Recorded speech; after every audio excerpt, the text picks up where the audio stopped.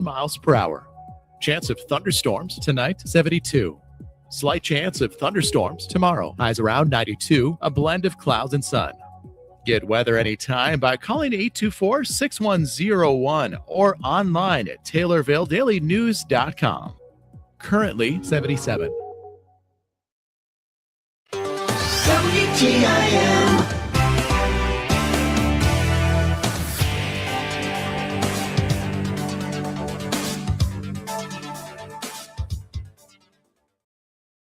You're listening to WTIM, your information station. Time now for your expanded local news. I'm Reed Kamai. Data centers were front and center again at the Highway Building Grounds Environmental Zoning and Welfare Committee meeting in Christian County on Monday night. The meeting was moved to Courtroom A due to the large number of people that appeared. During public comments, each person was given 3 minutes, and it was not a question and answer session. The first speaker, John Paul, says he went to DeKalb and says that the concerns over water, emissions, and noise are real, and that if people don't believe him, they should go to DeKalb. Debbie Weber spoke and urged the county to consider the homes that just got built concerning the property value. She also warned that after the neoblastoma issues that went through the county, that she did not want Christian County to go through that again. Marlene Ladley spoke and asked if a comprehensive impact study was being done and whether or not they would provide fire suppression systems, as she was concerned that the area fire departments would not be able to handle lithium fires. Bill Corval urged the issue to be a ballot issue, not a county board issue. Debbie Daniels asked that if the county goes and sees the site, that they also come and see her farm, which is near the proposed site. She warned that the noise levels would cause problems at a consistent level. And then I also went to the Center for Occupational Environmental Health and the health effects for constant noise. And I know they went around and told people 55 decibels. Well, 55 decibels is like traffic. We get maybe 30 cars in a 24-hour period that go down our road right now. This would be like cars going nonstop. 24 hours a day, 7 days a week, 365 days a year. Consistent noise, even at these low decibels, can cause sleep disturbance, learning disturbance, hypertension, and heart disease. Heart disease is one of the things they've studied and proven. It may affect mental health, gives you chronic stress, and it doesn't have to be loud. It's the chronic exposure, the nonstop exposure. Aaron Rhymes urged the county to think of the highest values and where they lie. Paula Wiseman says she is concerned about the water. After recovering from a drought, Wiseman says that with the data center using more water, will there be enough water available should there be another drought? Another speaker from Bear Creek Township said that the noise levels from generators would be consistently loud even inside homes. Pat Norvell says that heat load from the data center would be at atomic levels. Kelly Rare urged everyone to do their own research, warning that Eagle Rock has never built a data center before. They're currently data center owners, LLCs that we have researched, and anybody else is welcome to do this thing. It's public knowledge. They are after 4,600 acres of Christian County farm ground. Farm ground that now gets 10 to 20,000 an acre for what our ancestors and our families have put into. The other thing is they are salesmen. This particular Eagle Rock has never even built one yet. Why are we even considering one that has absolutely no track record? We wouldn't allow anybody else or hire anybody else that have never had a track record. Doesn't matter what they're building. The other thing is look at your property tax. Look on the Illinois tax website for tax appeals. Illinois doesn't have the ability to do that. They will hire their lawyers. The amount that they promise us is not what we will get. We might be lucky to get $1 million a year. Al Deutsch urged the county that if they go to a site and see a data center, that they don't just go to a tour, they go see regular people and ask. He said the salespeople will try to sell stuff, but it's the people who live in the county who the board needs to be asking and talking to about the data center. The county board is still a long way away from getting to a point where they would even be discussing it. and are just in the beginning stages of the process. The county would have to have an ordinance, then an application, but right now there would need to be a temporary restriction on the moratorium to allow research into the proposed ordinance. The process has not begun yet. Public hearings for the ZBA, along with informational sessions and question and answer sessions with members from the public, are still going to happen in the future and are still part of the process. County Board Chair Brian Sharp spoke to Committee Chair Ken Franklin and said, as a board, they are at the very infant stages of this. The Zoning and Welfare Committee approved a 2-day trip for board members to take a trip to Altoona to visit a data center there using county funds. I think this is an information gathering journey, or for us, fact-finding mission. Yes, I mean, to try to get near a facility that would be similar in scope and scale and technology to what has been presented at this time. I think that I would like to see it. The board, obviously the board members have an opportunity to go. I would like to extend that, I think, to the elected officials within the county, as far as it would, in the courthouse and those outside of the courthouse. I think it would be good for them to have the opportunity to hear and see, and what we're taught, what is being considered. I guess I don't even know it's necessarily being considered yet, but Kayla Shoemaker urged the county to look into the property taxes, especially the numbers that will come in from the data center concerning the assessed value. She says the misinformation coming in from that has been wrong. For about $350 million will be the assessed value times the 7% state percentage tax, which will generate a revenue of around $24,500,000 to our county. So a lot of misinformation has already been spread online, like 47 million. That is not true, not anywhere close, because the way properties are assessed in our county, commercial, industrial like that, is just for the shell of the building. It's not any contents in the building. Some of the misinformation that was spread as well was giving that value to the property was because in other states, they have tangible assessments where the property inside the building can be assessed, which was giving them those assessed property values. Illinois is not like that. So in no way, shape, or form can we assess that property based on that. Sharp says that they would like to see the trip happen during the day and at night. Board member Clint Gabriel says he is skeptical of a trip as there were potential gag orders and was concerned that people would not be able to say how they really feel about the data center. He stated that it should be the ZBA members that delve deeper into the data center rather than the board members. Sharp said that they were more than welcome to come. The motion passed 4-1 to go to the Finance Committee, with Ken Franklin, David Buckles, Ray Kuntz, and Mark Wolf voting yes, and Clint Gabriel voting no. The Finance Committee meeting is set for tonight. To hear the full comments from the public, visit this story at TaylorvilleDailyNews.com. The city of Pana has announced a road closure that began yesterday. The road that will be closed is Locust Street between 2nd and 3rd Street. This route will be temporarily closed for a couple of days due to construction in the downtown area on both sides of the street. Pana Police Department says that they will monitor and adjust traffic flow accordingly as the project moves forward. Parking can still be used on both 2nd and 3rd Streets. Additional parking can also be found on the south side of the parking lot between the Well and the Elks.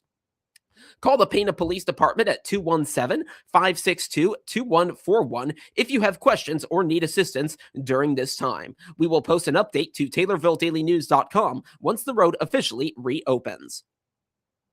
This is Will Perkins with Taylorville Community Credit Union. Are you looking for a great CD rate? If you are, come check out our 7-month CD special, as well as the new higher rates on our 12 and 24-month certificates. If you're looking for a great investment, now is the time to put your money to work in a TCCU CD. Our minimum deposit is $1,000. Dividends will be compounded monthly. A penalty for early withdrawal may be imposed, and fees could reduce earnings on the account. For more information, please contact us at any of our convenient locations in Taylorville, Pana, Hillsborough, Litchfield, or online at tccu.org. Member NCUA.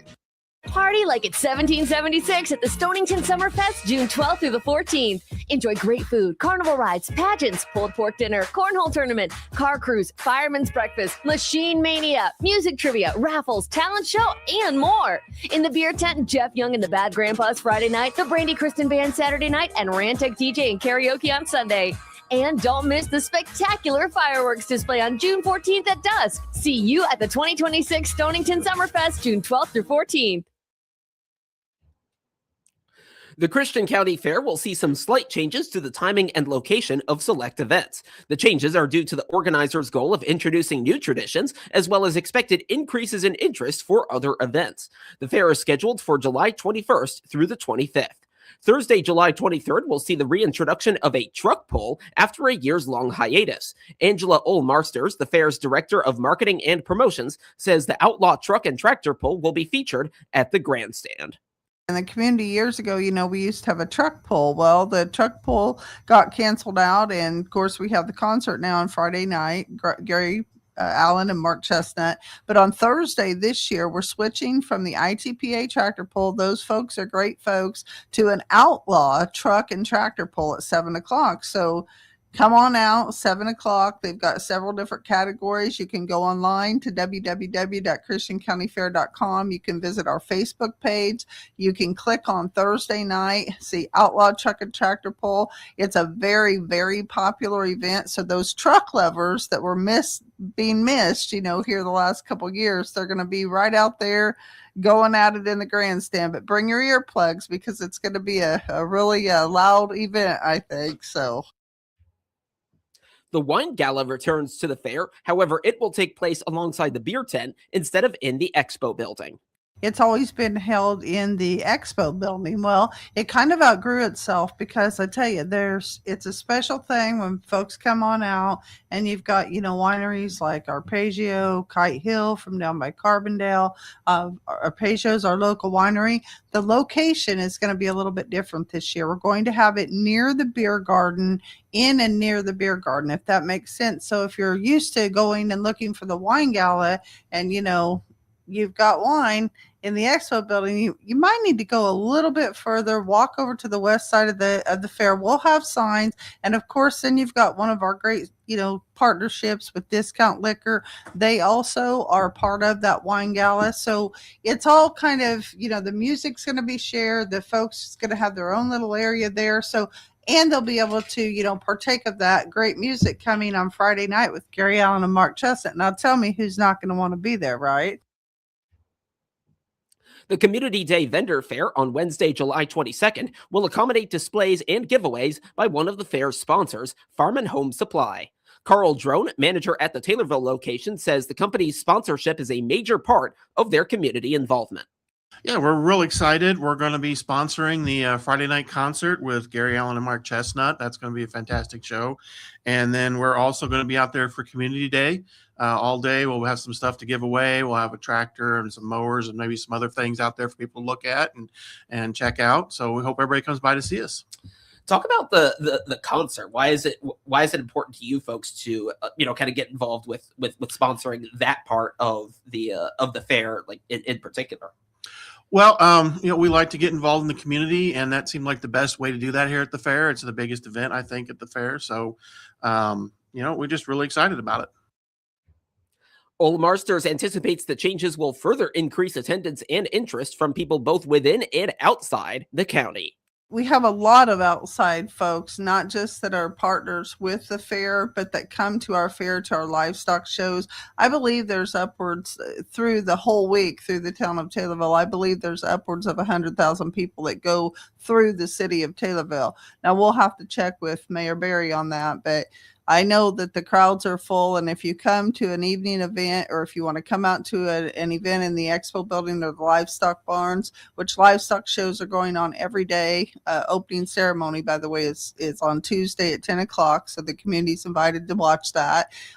You want to plan early and park. Your parking may be, the gates inside may be full, so you might have to walk a little bit. But you know what better experience than coming out to the fair, getting a lemonade shake up, grabbing your favorite foods, visiting with people that you've maybe not seen for a while. And it's generations of families that come out to the fair, and it's generations of partnerships with businesses like Farm and Home. And we're really excited to have that. More information on the Christian County Fair is available at christiancountyfair.com. Carl Drone and Angela Olmarsters appeared as guests on the WTIM Morning Show. Your son was 3 when you planted that tree in your backyard. Now he's grown, planting seeds and making memories with his own kids. Let Heartland Bank help you grow more memories with banking options for every stage of your life. Welcome, former CNB customers. We're your community bank. Heartland Bank. We build relationships that nurture and grow your dreams. Visit us today at hbtbank.com. Member FDIC. Lakeland College recently welcomed the medical surgical team from HSHS St. Anthony's Memorial Hospital for a special nursing education event at the Effingham Technology Center. 60 nurses attended the meeting, where they received hospital updates and participated in hands-on activities designed to strengthen their skills and support professional development. The event featured competency checks, skills stations, and realistic patient care scenarios using Lakeland College's high-fidelity patient simulator. Nurses also learned about continuing education opportunities through Eastern Illinois University and Southern Illinois University Edwardsville, helping them advance their careers while strengthening the healthcare workforce across the region. Lakeland College officials say they value partnerships with healthcare providers and educational institutions that help improve patient care and expand opportunities for nursing professionals. The event was supported through an Illinois Board of Higher Education nursing school grant aimed at increasing the number of highly trained registered nurses serving communities throughout Illinois. For more information about Lakeland College nursing programs or opportunities for collaboration with the department, contact Cassandra Porter, Director of Nursing Programs at cporter@lakelandcollege.edu, or call 217-234-5452. People's Bank and Trust has announced a number of employee promotions and staffing changes across its consumer banking and operations departments. In the operations department, Jennifer Mathis has been promoted to Assistant Vice President of Operations. Mathis will help oversee daily operational functions, staff leadership, and compliance efforts. Brad Davis has also accepted a full-time bookkeeping position in deposit operations, where he will assist with daily banking functions and regulatory compliance. Several promotions were announced in consumer banking as well. Adriana Allen has been promoted to Assistant Vice President of Consumer Banking and will serve customers at the Taylorville and Morrisonville branches. Mason Crow has been promoted to Assistant Vice President of Consumer Banking for the Pana and Tower Hill branches. Jeff Grimmett has taken on the role of Assistant Vice President of Consumer Banking for the Waverly, Chatham, and Palmyra branches.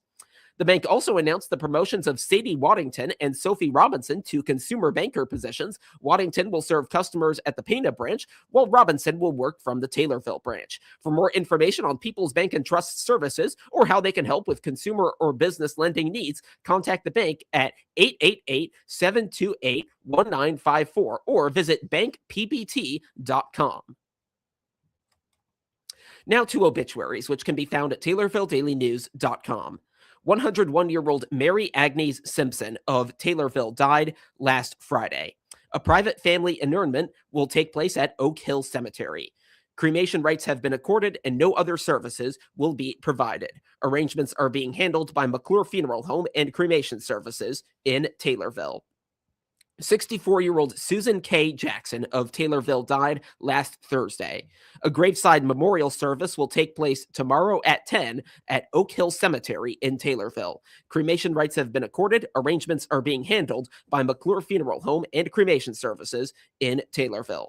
54-year-old Robert John Williams of Taylorville, formerly of Springfield, died last Friday. Visitation is tomorrow at 4 at Sutton Memorial Home in Taylorville. A mass will take place on Friday at 10 at St. Mary's Catholic Church in Taylorville. Burial will be at Calvary Cemetery in Springfield. Arrangements are being handled by Sutton Memorial Home in Taylorville. And 87-year-old Edward D. Bialis of Tovey died June 1st. The visitation is Saturday from 1 till 2:30 at Masterson Funeral Home in Kincaid. A graveside service will follow at Oak Hill Cemetery in Taylorville. Arrangements are being handled by Masterson Funeral Home in Kincaid.